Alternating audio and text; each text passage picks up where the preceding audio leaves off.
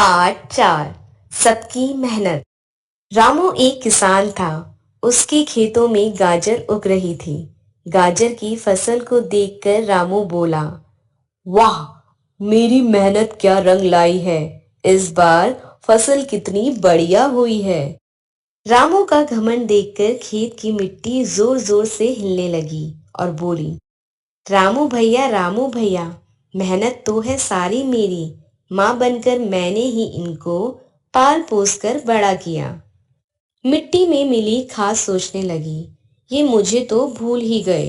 वह बोली, रामू भैया, मेहनत तो है सारी मेरी। मैंने ही तो ताकत देकर लाल बना दी गाजर सारी। मिट्टी और खाद की बात आकाश में मंडराते काले बादलों ने सुनी। उनसे भी चुप न रहा गया। वे बोले, रामू भैया, मेहनत तो है सारी मेरी। हमने ही तो उमड़ घुमड़ कर इन पर मीठा जल बरसाया। बादल की बात सूरज ने भी सुनी। वह भला कैसे पीछे रह जाता। वह बोला, रामू भैया, मेहनत तो है सारी मेरी। मेरी ही तपती किरणों ने गाजर का भोजन बनवाया। दिन के समय चांद दिखाई नहीं दे रहा था, किंतु मिट्टी, खाद, बादल और सूरज सभी की बातें उसने सुन ली थी। वह बोला, रामू भैया, मेहनत तो है सारी मेरी। मेरी ही शीतल किरणों ने इनको मीठी नींद सुलाया। रामू ने सबकी बात सुनी। वह कुछ न समझ पाया। वह सोचने लगा कि गाजर से ही पूछता हूँ, वह किसकी मेहनत का फल है।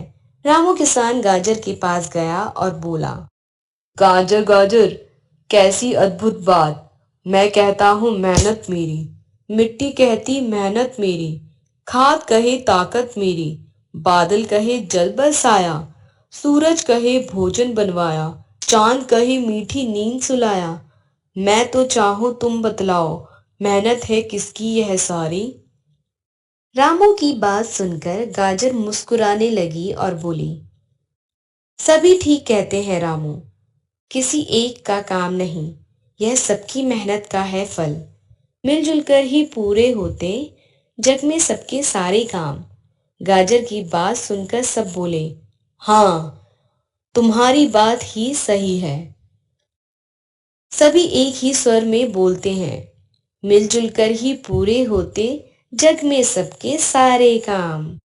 पढ़ें और समझें। परिश्रम, मेहनत, शीतल, ठंडी, स्वर, आवाज, मंडराते, घूमते, अद्भुत, अनोखी, जग, संसार।